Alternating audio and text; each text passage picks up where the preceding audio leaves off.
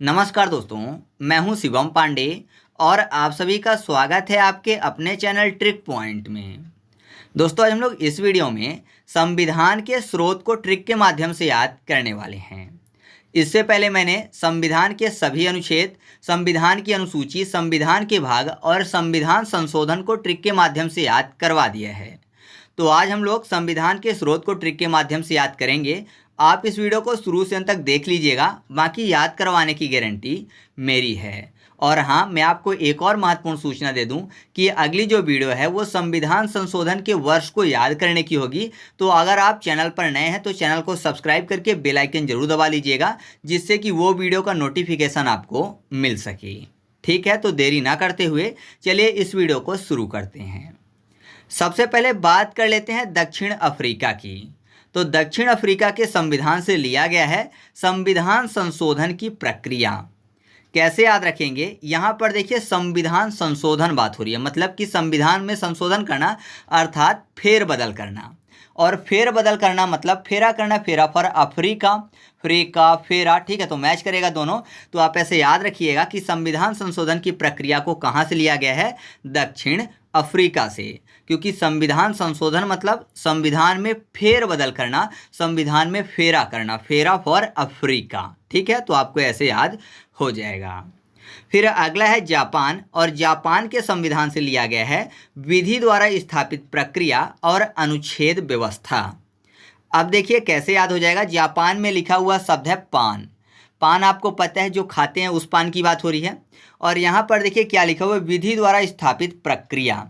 तो आपको पता है कि पान को लगाने की एक प्रक्रिया होती है ना। पान जो है उसको लगाने की एक विधि होती है, एक प्रक्रिया होती है। हर कोई पान को सही से नहीं लगा सकता है, तो विधि होती है, प्रक्रिया होती है पान को लगाने की। तो विधि और प्रक्रिया से हो जाएगा विधि द्वारा स्थापित प्रक्रिया। तो याद रखिएगा कि विधि द्वारा स्थापित प्रक्रिया कहाँ से लिया गया है? जापान के संविधान से। फिर है अनुच्छेद व्यवस्था। तो आपको पता है, जब पान लगाते हैं तो पान को लगाने के बाद उसके ऊपर से जो लौंग होती है उसको छेद देते हैं, है ना। लौंग को छेद देते हैं पान में, तो छेदना फॉर अनुच्छेद। तो आप ऐसे याद रखिएगा कि अनुच्छेद व्यवस्था भी जापान के संविधान से ली गई है। ठीक है, इसके बाद अगला है रूस, और रूस के संविधान से लिया गया है मौलिक कर्तव्यों का प्रावधान। कैसे याद हो जाएगा? यहाँ पर देखिए क्या लिखा हुआ है, मौलिक कर्तव्य। कर्तव्य मतलब ड्यूटी, अर्थात फंडामेंटल ड्यूटी की बात हो रही है।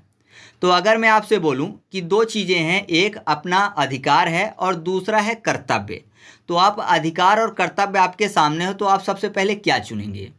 तो जाहिर सी बात है, इंसान जो है सबसे पहला अपना अधिकार मांगता है, अपने कर्तव्य कभी भी नहीं करता, है ना। अधिकार फ्री में मिल रहे हैं तो जाहिर सी बात है अधिकार मांगेगा, कर्तव्य नहीं करेगा। और अगर किसी को बोल दिया जाए कि अधिकार बाद में लेना, पहले अपने कर्तव्य पूरे करो, तो जाहिर सी बात है वो रूठ जाएगा। तो रूट फॉर रूस। तो आप ऐसे याद रखिएगा कि रूस के संविधान से क्या लिया गया है? मौलिक कर्तव्यों का प्रावधान। क्योंकि जो इंसान है उसकी नेचुरल आदत है कि वो पहले अपने अधिकार मांगेगा और अपने कर्तव्यों को पूरा नहीं करेगा। नेक्स्ट है आयरलैंड, और आयरलैंड के संविधान से लिया गया है नीति निदेशक सिद्धांत, राष्ट्रपति के निर्वाचन मंडल की व्यवस्था और राष्ट्रपति द्वारा ख्याति प्राप्त व्यक्तियों का मनोनयन। तो इसको हम लोग एक ही कीवर्ड से याद करेंगे, वो कीवर्ड है आयरलैंड का आई। आई को याद करने के लिए कर लेते हैं आई। आई मतलब आंख, ई बाई ई, आई मतलब आंख की बात हो रही है। ठीक है, तो आयरलैंड को हम लोग क्या करेंगे? आई से याद करेंगे। अब देखिए, नीति निदेशक सिद्धांत में आपको नीति यानी नींद शब्द मिल जाएगा, और नींद का संबंध किससे है? आंख से है। आपको पता है अगर आंख बंद ना हो तो नींद नहीं आएगी, तो नींद का संबंध आंख से है, आई से है, आई फॉर आयरलैंड। तो ये आपको याद हो चुका है कि नीति निदेशक सिद्धांत कहाँ से लिया गया है? आयरलैंड से लिया गया है। फिर अगला है राष्ट्रपति के निर्वाचन मंडल की व्यवस्था, यानी ऐसा निर्वाचन मंडल जो कि राष्ट्रपति को चुने, है ना। राष्ट्रपति को चुनने वाले निर्वाचन मंडल की बात हो रही है। तो अगर मैं आपसे पूछूं कि मान लीजिए राष्ट्रपति को चुनने का अधिकार आपको दे दिया जाए, आपके घर के सदस्य सभी मिल जाएं और राष्ट्रपति को चुनने को बोल दिया जाए कि आप ही राष्ट्रपति को चुनेंगे, तो आप क्या करेंगे? मान लीजिए आपकी फैमिली से आप नहीं चुन सकते हो, ऐसा आपको बोला गया है, तो आप क्या करेंगे? अपने किसी न किसी दोस्त को चुनेंगे, है ना, मतलब अपने किसी न किसी फ्रेंड को चुनेंगे, और फ्रेंड को क्या बोलते हैं? यार बोलते हैं। तो आयरलैंड में आ के बाद एयर यानी यार शब्द मिल जाएगा। तो जाहिर सी बात है, अगर किसी भी व्यक्ति को चुनने को बोल दिया जाए, उसके फैमिली को चुनने को बोल दिया जाए, तो अपने दोस्त अपने भाइयों को चुनने की कोशिश करेगा। और आपको पता है अभी भी सत्ता में ऐसा ही होता है, जो अपने होते हैं उन्हीं को चुन लिया जाता है, तो अपने यार को बैठा देते हैं चुनकर, तो यार फॉर आयरलैंड। तो याद रखिएगा, राष्ट्रपति के निर्वाचन मंडल की जो व्यवस्था है वो कहाँ से ली गई है? आयरलैंड से। फिर है राष्ट्रपति द्वारा ख्याति प्राप्त व्यक्तियों का मनोनयन। मनोनयन में आपको शब्द मिल जाएगा नयन, नैन, चक्षु, लोचन, नेत्र, ये सब किसके पर्यायवाची हैं? आंख के, यानी आई के, आई फॉर आयरलैंड। तो याद रखिएगा, नीति निर्देशक सिद्धांत, राष्ट्रपति के निर्वाचन मंडल की व्यवस्था और राष्ट्रपति द्वारा ख्याति प्राप्त व्यक्तियों का मनोनयन, ये कहाँ से लिए गए हैं? तो ये सब के सब आयरलैंड के संविधान से लिए गए हैं। नेक्स्ट है जर्मनी, और जर्मनी के संविधान से लिया गया है आपातकाल के दौरान मूल अधिकारों का निलंबन और आपातकाल का प्रावधान। अब देखिए, सबसे पहले क्या लिखा हुआ है कि आपातकाल के दौरान मूल अधिकारों का निलंबन। निलंबन मतलब हटा देना। मूल अधिकार जो हैं वो आपातकाल के दौरान सभी अधिकार व्यक्तियों को प्राप्त नहीं होते, कुछ ही अधिकार दिए जाते हैं जब आपातकाल लगा होता है। तो मान लीजिए कोई व्यक्ति है और आपातकाल की स्थिति में अपने सभी अधिकारों का प्रयोग करना चाहता है, या फिर ऐसे सभी काम करता है जो अधिकार उसको पहले संविधान में दिए गए थे, तो जाहिर सी बात है ऐसा काम वो अगर आपातकाल के दौरान करता है तब वो जुर्म माना जाएगा, है ना, क्योंकि आपातकाल के दौरान सभी अधिकार व्यक्ति को नहीं मिले होते हैं, उसको कुछ ना कुछ निलंबित कर दिया जाता है, तो जुर्म माना जाएगा। तो जुर्म फॉर जुर्मनी यानी जर्मनी। तो आपको याद हो जाएगा कि आपातकाल के दौरान मूल अधिकारों का निलंबन कहाँ से लिया गया है? जर्मनी से। अब आपातकाल के प्रावधान की अगर बात करें तो आपको पता है कितना भी बड़ा आपातकाल आ जाए, जाहिर सी बात है वो मनी से ही हटेगा, है ना। अगर इंसान के पास पैसा है तो ऐसा मानिए कि 95% आपातकाल यानी इमरजेंसी जो है वो ठीक की जा सकती है ना। हर इमरजेंसी में पैसे की ज़रूरत पड़ती है, मनी की ज़रूरत पड़ती है, मनी फॉर जर्मनी। तो याद रखिएगा कि जर्मनी के संविधान से क्या क्या लिया गया है? तो आपातकाल के दौरान मूल अधिकारों का निलंबन और आपातकाल का प्रावधान। ठीक है। नेक्स्ट है ब्रिटेन यानी इंग्लैंड का संविधान, और इंग्लैंड के संविधान से लिया गया है संसदात्मक शासन व्यवस्था, एकल नागरिकता, विधि निर्माण प्रक्रिया और महान्यायवादी का पद। कैसे याद रखेंगे? ब्रिटेन यानी इंग्लैंड की बात हो रही है, और आपको पता है कि भारत को गुलाम किसने बनाया था? ब्रिटेन ने यानी इंग्लैंड ने, है ना। तो आपको पता है कि यहीं से अंग्रेज आए थे और इन्होंने ही भारत को गुलाम बनाया था। तो जाहिर सी बात है जब इन्होंने भारत को गुलाम बनाया था तो भारत में किसकी शासन प्रणाली चल रही थी? ब्रिटेन की ही चल रही थी, क्योंकि इन्होंने तो गुलाम बनाया था, तो इन्हीं का शासन चल रहा था। तो शासन प्रणाली फॉर संसदात्मक शासन प्रणाली। तो आप ऐसे याद रखिएगा कि संसदात्मक शासन प्रणाली कहाँ से ली गई है? ब्रिटेन के संविधान से। फिर है एकल नागरिकता, तो नागरिकता में आपको नाग शब्द मिल जाएगा। तो जाहिर सी बात है अगर नाग कहीं पर मिल जाए इंसान को तो इंसान उसको क्या करता है? बीट करता है। बीट करना मतलब मारना, या फिर नाग जो है इंसान को बाइट कर लेता है। दो में से एक ही चीज़ होती है, या तो नाग इंसान को बाइट कर ले यानी काट ले, या फिर इंसान नाग को बीट करे यानी पीट डाले। तो नाग और बीट, बीट फॉर ब्रिटेन हो जाएगा। तो याद रखिएगा एकल नागरिकता का प्रावधान कहाँ से लिया गया है? ब्रिटेन से। फिर अगला है विधि निर्माण प्रक्रिया। विधि निर्माण प्रक्रिया मतलब लॉ के निर्माण की प्रक्रिया की बात हो रही है। और आपको पता है कि जब अंग्रेजों का शासन था भारत में तो जाहिर सी बात है उनके ही लॉ चलते थे यहाँ पर। अभी आपको पता है हाल ही में आईपीसी को चेंज करके बीएनएस कर दिया गया है, मतलब इंडियन पेनल कोड को चेंज करके क्या कर दिया गया? भारतीय न्याय संहिता कर दिया गया है। तो अभी तक किसका विधि चल रही थी? तो अभी तक अंग्रेजों की विधि ही भारत पर चल रही थी, अभी हाल ही में चेंज हुआ है। ठीक है, तो आप ऐसे याद रखिएगा कि विधि निर्माण प्रक्रिया भी कहाँ से लिया गया है? तो ये ब्रिटेन यानी इंग्लैंड से लिया गया है। फिर है महान्यायवादी का पद। तो जाहिर सी बात है अंग्रेज लोग खुद को महान समझते थे, है ना। गोरे थे तो जाहिर सी बात है वो अपने आप को महान समझते थे। तो महान फॉर महान न्यायवादी यानी महान्यायवादी का पद। तो याद रखिएगा कि संसदात्मक शासन प्रणाली, एकल नागरिकता, विधि निर्माण प्रक्रिया और महान्यायवादी का पद कहाँ से लिया गया है? ब्रिटेन के संविधान से। ठीक है, नेक्स्ट है फ्रांस, और फ्रांस के संविधान से लिया गया है गणराज्य, स्वतंत्रता, समानता और बंधुत्व शब्द। तो यहाँ पर देखिए गणराज्य में आपको शब्द मिल जाएगा गन। गन मतलब बंदूक की बात हो रही है, और आपको पता है अगर कोई भी व्यक्ति गन लेकर पब्लिक प्लेस में चलेगा नॉर्मली और लाइसेंस ना हो तो वो फंस जाएगा, तो फंसना फॉर फ्रांस हो जाएगा। फिर है स्वतंत्रता, समानता और बंधुत्व। तो बंधुत्व को अगर याद करें तो बंधु मतलब क्या होता है, दोस्त, मतलब सखा, कुछ भी बोलिए। तो दोस्त को फ्रेंड बोलते हैं और फ्रेंड को बोलते हैं फ्रेंड्स, बहुत सारे हों तो फ्रेंड्स से हो जाएगा फ्रांस, फ्रेंड्स फ्रांस। तो फ्रांस यानी फ्रेंड और फ्रेंड मतलब बंधु। तो बंधुत्व शब्द कहाँ से लिया गया है, तो ये भी फ्रांस से लिया गया है। और आपको पता है फ्रेंड्स वही बनते हैं जो एक जैसे हो, मतलब एक समान हो, तो समान फॉर समानता। तो आप ऐसे याद रखिएगा कि समानता शब्द भी फ्रांस से लिया गया है। और इंसान जो है वो अपने दोस्तों के सामने हमेशा स्वतंत्र फील करता है ना। अगर कोई भी व्यक्ति जो है दूसरों से कुछ ना बोल पाए लेकिन दोस्तों के साथ बैठेगा तो सभी चीज़ें बोल देता है, तो स्वतंत्र महसूस करता है दोस्तों के साथ, फ्रेंड्स के साथ। तो आप ऐसे याद रखिएगा कि फ्रांस के संविधान से क्या क्या लिया गया है, गणराज्य शब्द, स्वतंत्रता शब्द, समानता शब्द और बंधुत्व शब्द। ठीक है, इसके बाद हम लोग बात कर लेते हैं ऑस्ट्रेलिया के संविधान की। तो ऑस्ट्रेलिया के संविधान से लिया गया है प्रस्तावना की भाषा, समवर्ती सूची का प्रावधान, केंद्र व राज्य के बीच संबंध व शक्तियों का विभाजन, संसदीय विशेषाधिकार और संयुक्त बैठक। कैसे याद रखेंगे, ऑस्ट्रेलिया में आपको शब्द मिल जाएगा ऑस्ट्रेलिया, यानी अस्त्र शब्द भी मिल जाएगा और अस्त शब्द भी मिल जाएगा। अस्त मतलब जैसे सूर्यास्त होता है तो उस वाले अस्त की बात हो रही है, और यहाँ पर अस्त्र अगर ढूंढेंगे तो अस्त्र मतलब आप समझ रहे हैं हथियार की बात हो रही है। तो दो शब्द यहाँ पर मिल जाएंगे। अब देखिए लिखा हुआ है प्रस्तावना की भाषा, तो प्रस्तावना में आपको शब्द मिल जाएगा प्राअस्त। ठीक है, प्रस्त, प्राअस्त, अस्त फॉर ऑस्ट्रेलिया। तो आप ऐसे याद रखिएगा कि प्रस्तावना की जो भाषा है वो कहाँ से ली गई है, ऑस्ट्रेलिया से। फिर है समवर्ती सूची, तो समवर्ती में आपको सम यानी शाम शब्द मिल जाएगा।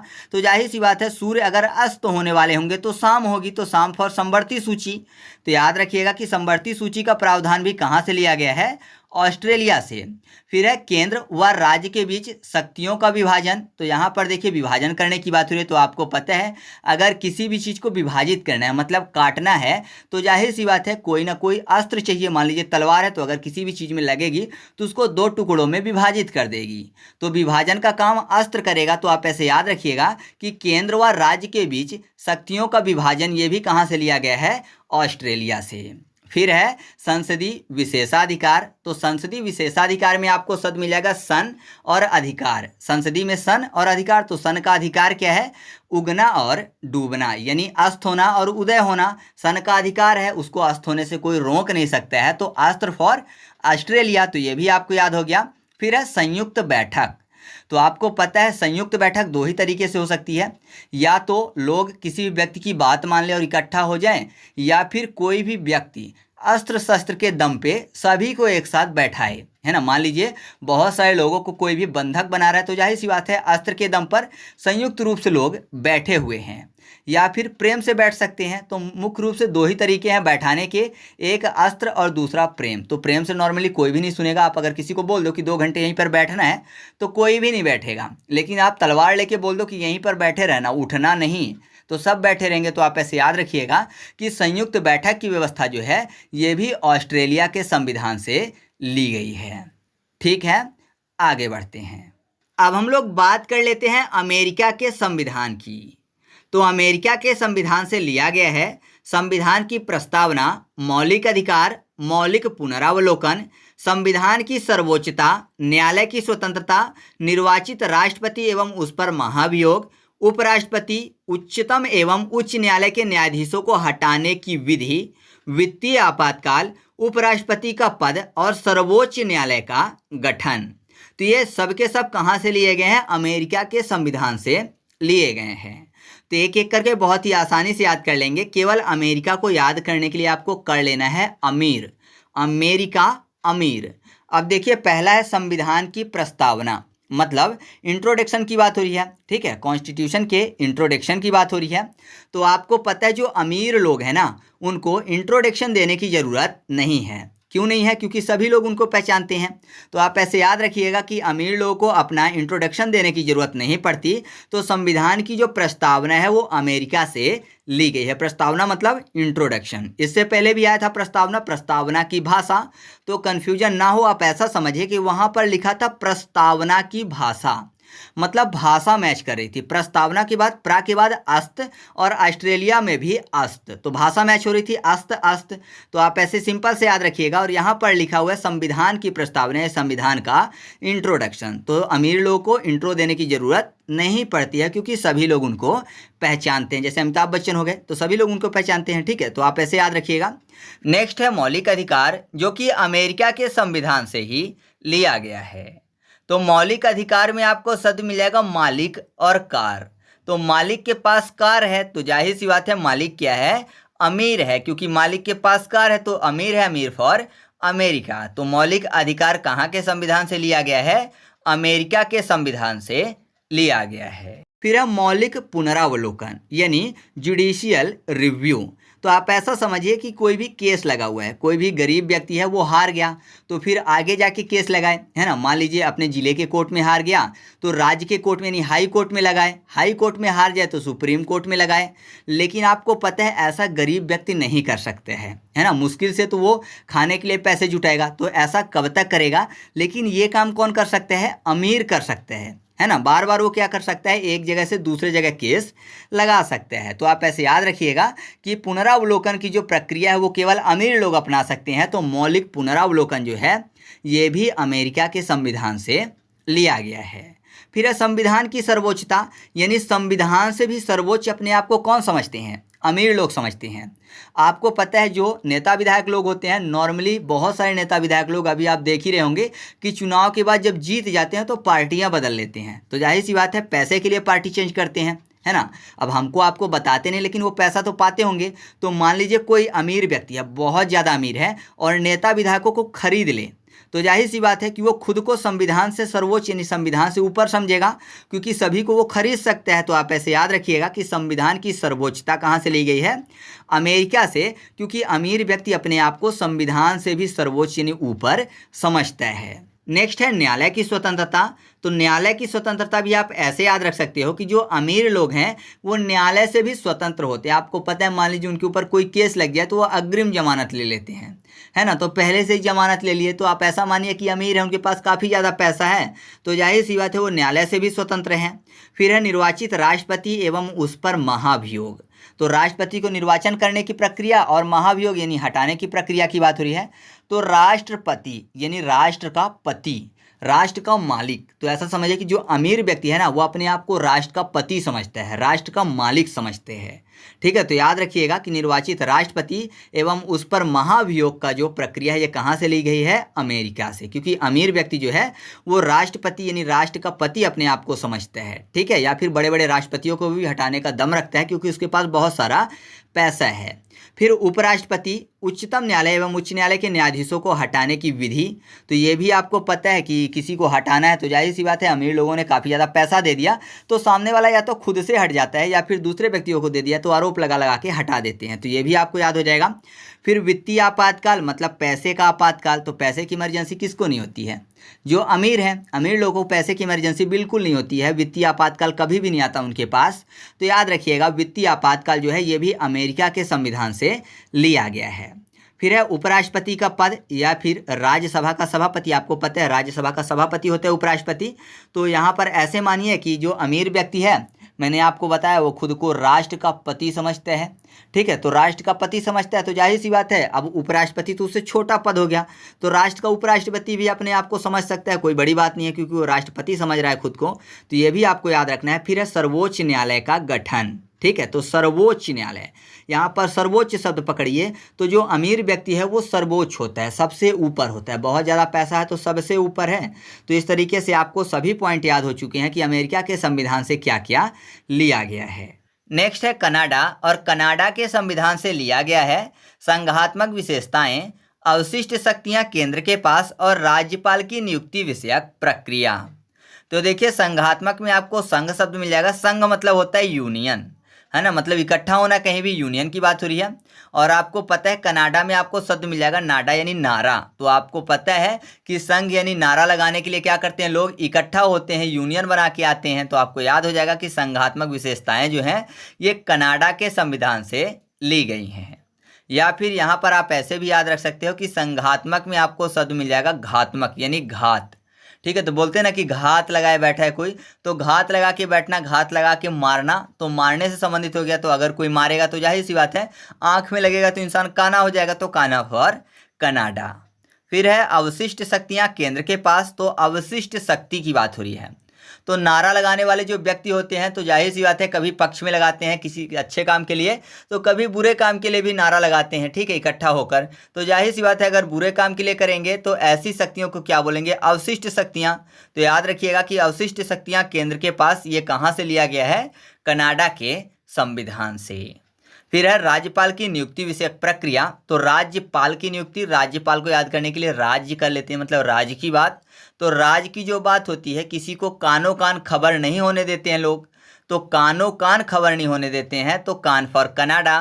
तो याद रखिएगा कि राज्यपाल की नियुक्ति विषयक प्रक्रिया जो है इसको भी कनाडा के संविधान से लिया गया है। तो इस तरीके से अपनी वीडियो कंप्लीट हुई। आपको वीडियो कैसी लगी कमेंट करके बताइएगा। वीडियो अच्छा लगा तो वीडियो को लाइक कर दीजिएगा और दोस्तों के साथ भी शेयर कर दीजिएगा। ठीक है, तो चलिए मिलते हैं अगले वीडियो में, तब तक के लिए जय हिंद।